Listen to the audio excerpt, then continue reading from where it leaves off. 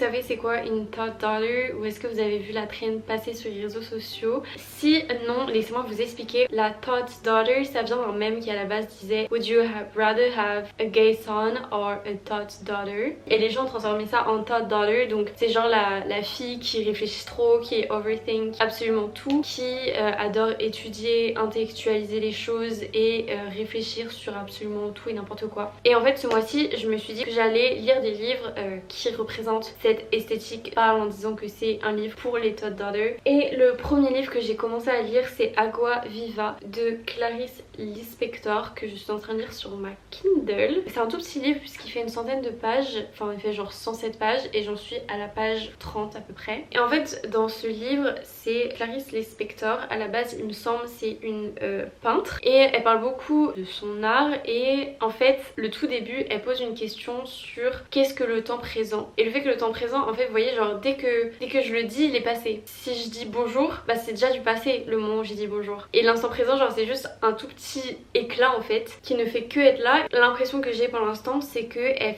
fait que raconter ce qui lui vient directement, comme si genre tout ce qui lui venait dans le présent elle le marquait parce que c'est le présent et qu'elle voulait genre attraper cet instant à chaque fois qu'elle écrit quelque chose. Donc parfois les idées n'ont pas forcément de lien entre elles, parfois c'est très confus. Je crois qu'on appelle ça du stream of consciousness et je sais pas trop par quoi on pourrait le traduire en français, mais c'est très intéressant à lire. Néanmoins je n'ai pas l'habitude de lire ce genre de livre et c'est déjà ce que ça me fait à chaque fois que je lis par exemple de la poésie ou des classiques, c'est que j'ai l'impression, c'est pas que j'ai l'impression de pas être assez intelligente parce que je me considère comme étant une personne quand même intelligente, mais j'ai l'impression de pas capter toutes les nuances que quelqu'un d'autre pourrait capter. Et souvent justement quand je regarde certaines booktubeuses parler de leur lecture et tout, je me dis mais j'aurais jamais capté ce sous-entendu là, et du coup je me sens un peu pas assez intelligente pour ce genre de livre. Mais en même temps je me dis que en fait c'est juste en le lisant de plus en plus que je vais m'habituer et que je vais justement réussir à capter tous ces petits détails. J'essaie aussi du coup enfin je suis beaucoup plus concentrée quand je lis ça que quand je lis un livre de fiction normale, et je le lis à voix haute aussi, ça m'aide à rester plus concentrée sur chaque mot que je lis. Mais honnêtement c'est une lecture pas facile pour moi et en fait j'apprécie énormément. D'un côté j'aurais presque envie, si j'avais le temps, de lire pendant 3 heures d'affilée et juste finir le livre. Je suis quand même contente de lire des livres qui challenge un peu mon intellect. Ils sont plus durs finalement à lire que des livres de fiction normale, et même si j'adore la fiction, la fantasy, les livres qui t'amènent autre part et qui te font juste oublier l'instant présent, c'est sympa je trouve de temps en temps de lire des livres qui me font un peu plus réfléchir et j'aimerais bien en lire plus, d'où cette vidéo d'ailleurs.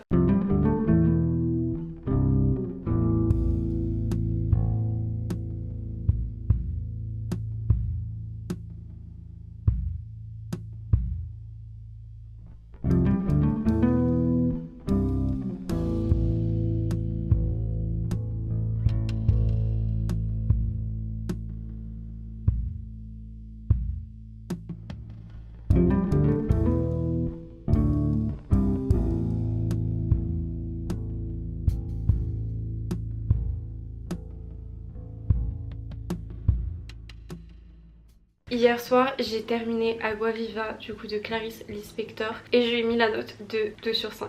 Honnêtement je pense que c'est un livre qui peut plaire à certaines personnes, juste bah c'était pas pour moi. En fait elle écrit vraiment tout ce qui lui passe par la tête et ça rend plein de phrases qui parfois sont très peu cohérentes. Et en fait j'avais l'impression que parmi tout un blabla genre rumbling, je sais pas comment on dit ça en français, si tu parlais sans t'arrêter en disant n'importe quoi et de temps en temps on captait des trucs intéressants, des trucs hyper beaux et tout. J'ai quand même surligné pas mal, je sais pas si on va avoir quelque chose, mais j'ai quand même, je ne sais pas comment ça marche. Bon, j'ai quand même surligné pas mal de passages que je trouvais vraiment beaux et intéressants, sauf que j'ai trouvé qu'il y avait plein de thèmes qui étaient répétés encore et encore et encore, et il y avait des moments où en fait j'ai lu un commentaire sur Fable de quelqu'un qui avait dit qu'elle avait l'impression de lire les pensées d'une mad woman, genre d'une femme complètement folle, et c'est un peu le cas. Et en fait en soi c'est normal, genre je pense que n'importe qui, si on écrivait tout ce qui nous passe par la tête sans aucun filtre et genre vraiment ce qui nous passe par la tête sur le moment donné directement, je pense qu'on dirait tous des choses, enfin n'importe quoi, et ça aurait pas de sens et ça aurait du sens pour nous mais pas pour les autres. Et moi c'est ce que j'ai ressenti en lisant ce livre. Néanmoins Moi je sais que beaucoup de gens apprécient et trouvent ça poétique. Moi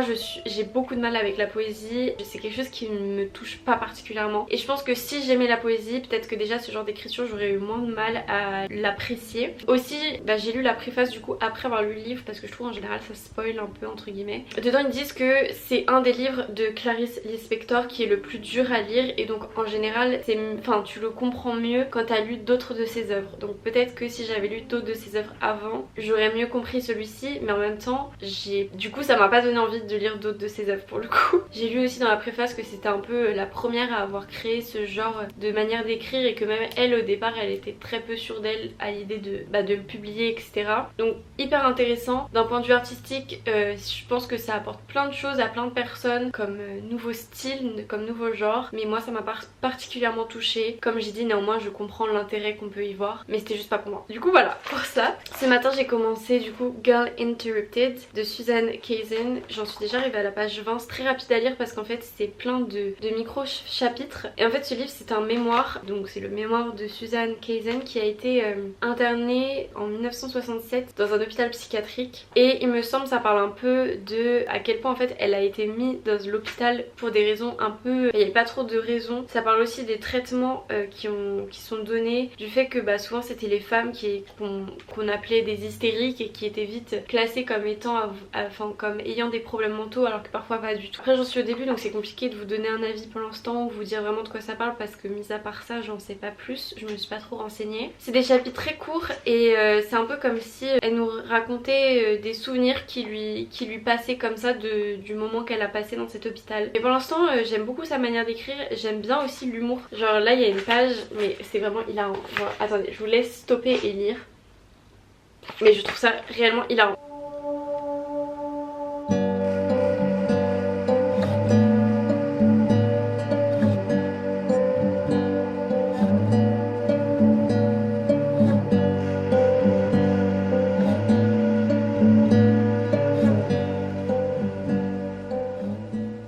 Il était temps que je vous fasse une nouvelle update lecture puisque ça fait un petit moment que je ne vous ai pas parlé et entre temps j'ai fini Girl Interrupted. Je veux toujours dire Uninterrupted mais c'est Interrupted de Susanna Kaysen. C'est un mémoire donc ça reste, vous voyez quand vous vous rappelez de quelque chose en général vous vous souvenez de petits éléments, vous vous souvenez pas d'exactement tout comment ça s'est passé et je trouve que ça se sent quand même là-dedans. Du coup parfois ça enlevait un peu de lien entre tout et ça rendait l'histoire très fracturée et donc peut-être moins impactante par moment, mais malgré tout j'ai beaucoup aimé ce livre dans le sens où on apprend vraiment comment c'était les asiles psychiatriques à l'époque. Il me semble on dit plus asile, ça se dit pas. Bon, les hôpitaux psychiatriques à l'époque dans les années 60. Aussi ça parle indirectement du fait que dans ces années là la plupart des personnes qui étaient dans ces hôpitaux c'était quand même des femmes et que on avait tendance à tout de suite une femme dès qu'elle faisait quelque chose, dès qu'elle montrait des signes de folie et on les enfermait directement sans vraiment savoir le quoi du comment. Et les hommes on a été beaucoup plus cléments avec eux. Genre vous voyez par exemple une femme qui allait avoir un excès de rage, qui allait lancer quelque chose, qui allait frapper quelqu'un,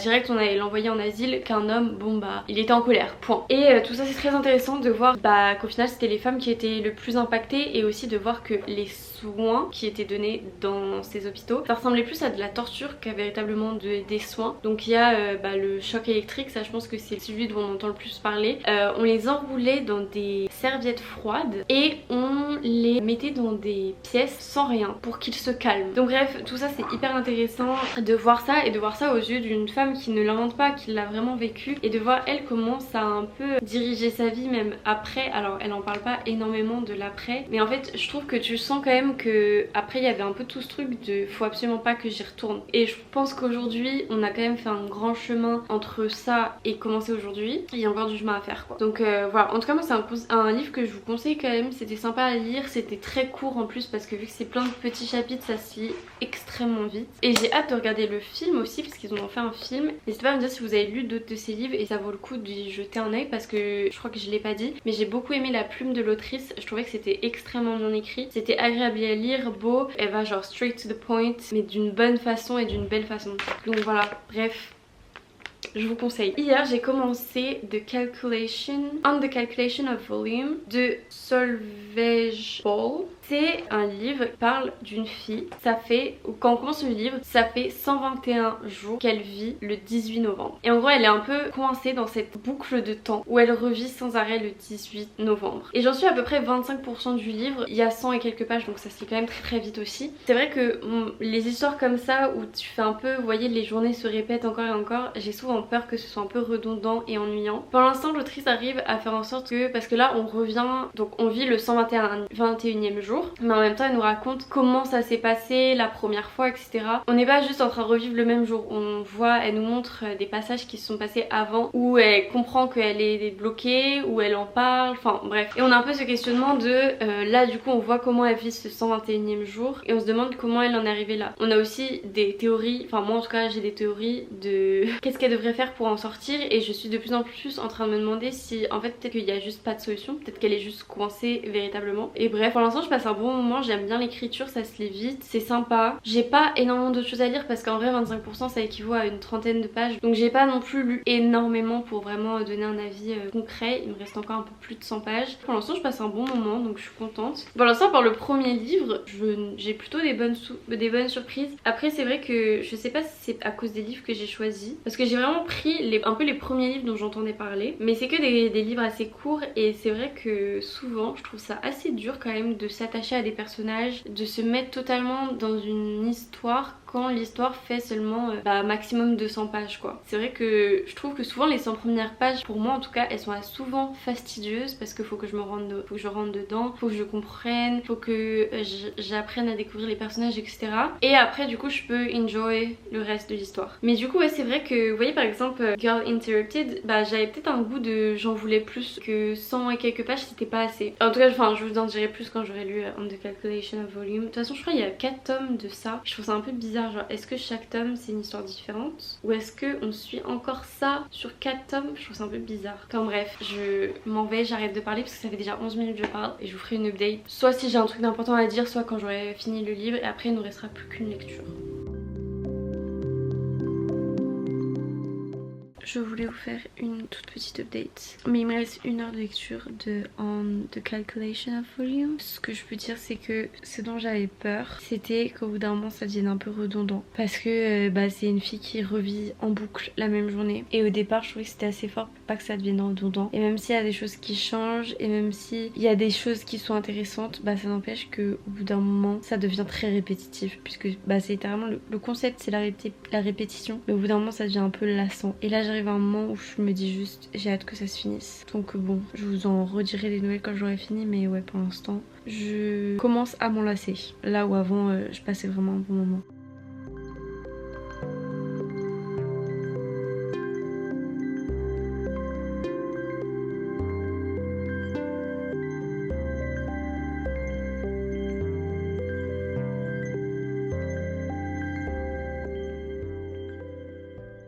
Alors je suis désolée pour ce dernier plan de cette manière, mais bon, je suis en train d'éditer la vidéo et je vais absolument vous la sortir aujourd'hui, donc je vais finir la vidéo maintenant, puisque depuis j'ai terminé On the Calculation of Volume, et j'ai aussi terminé Moi qui n'ai pas connu les hommes de Jacqueline Harpman. Donc on va commencer par On the Calculation of Volume. En vrai j'ai rien trop à vous dire puisque mon avis c'est le même que celui que je vous ai dit le court instant quand j'étais dans mon lit. J'ai trouvé la fin un peu répétitive, je commençais à être un peu lassée du livre, et en fait la fin est finie sur un cliffhanger, et j'imagine qu'il faut lire le 2 pour comprendre, et en fait je comprends pas du tout cette décision d'avoir fait plusieurs tomes. Je sais pas si vous avez lu le tome 2, est-ce que ça suit vraiment, est-ce que ça va être encore la même regain que dans le tome 1, est-ce que ça vaut le coup de le lire ou pas? Là pour l'instant je me pose vraiment la question, je me tâte à juste le télécharger pour lire le début et voir si c'est encore la même chose ou s'il y a un petit changement. Mais voilà, j'ai bien aimé, mais c'était pas non plus ma lecture favorite de l'année. Et du coup pour moi qui n'ai pas connu les hommes, j'ai beaucoup aimé. En fait je m'attendais pas du tout à ce genre d'histoire, puisqu'on est sur une histoire dystopique dans laquelle on a 40 femmes qui se retrouvent coincées dans une cave avec des gardes, et elles ne savent pas du tout pourquoi elles sont là, qu'est-ce qui se passe, qu'est-ce qui leur est arrivé, pourquoi elle, etc. Elles ne savent rien. Et du coup, on va suivre là-dedans un personnage, il me semble pas qu'on ait son nom. Non, elle a pas de prénom parce que elle est arrivée là très jeune, c'était la plus jeune. Et du coup, elle a jamais eu de nom et en fait, on va la suivre tout le long de sa vie finalement. Et c'était très intéressant, j'ai beaucoup aimé ce livre, mais j'ai pas été non plus transportée. Ça abordait plein de sujets, de thématiques très intéressantes sur l'humanité, qu'est-ce que c'est d'être humain, qu'est-ce qui fait qu'on est humain, etc. Est-ce qu'un acte est bon ou mauvais, etc. Enfin, plein de questions hyper intéressantes qui étaient soulevées et j'ai beaucoup aimé ça. Néanmoins, d'un point de vue histoire, j'ai pas été transcendée. Et je pense que c'est un peu mon avis sur les 4 livres que j'ai lus, c'est que à chaque fois ça soulève des points hyper intéressants. Il y a matière à étudier, je pense, les livres, à les décortiquer, à comprendre plus de choses, à aller enfin, vous voyez, prendre le sujet du livre, à s'écarter de lui et à soi-même se faire des réflexions. Et là-dessus, je trouve ça génial. Mais en même temps, d'un point de vue purement histoire, et moi, l'appréciation que j'en ai en lisant, c'était pas non plus exceptionnel. Je dirais que les livres de Todd Daughter, dans l'idée, c'est pour moi, mais dans le fond, ça l'est pas. Parce que j'aime des histoires où on aborde des sujets comme ça, mais où l'histoire n'est pas mise au second plan. Là, j'avais l'impression que l'histoire, c'était un peu un prétexte pour que l'autrice puisse aborder son avis au lieu d'être l'inverse. Du moins, c'est l'avis que j'ai eu. Je serais ravie de parler avec vous de ces livres et notamment de moi qui n'ai pas connu les hommes parce que je sais que c'est un livre qui est énormément aimé. Donc j'aimerais beaucoup en discuter avec vous si jamais vous l'avez lu. Mais c'est tout pour moi pour cette vidéo. J'espère qu'elle vous aura plu. J'espère que peut-être que je vous aurai intrigué sur un de ces livres. N'hésitez pas à me dire si vous en avez lu un. Si vous en avez un peu dans le style à me recommander que vous pensez que j'aimerais un peu plus. Et voilà. Sur ce, moi je m'en vais. Je vous fais plein de gros bisous. Merci beaucoup d'avoir regardé cette vidéo. Je vous retrouve très vite pour une prochaine. Et d'ici là, prenez grand soin de vous.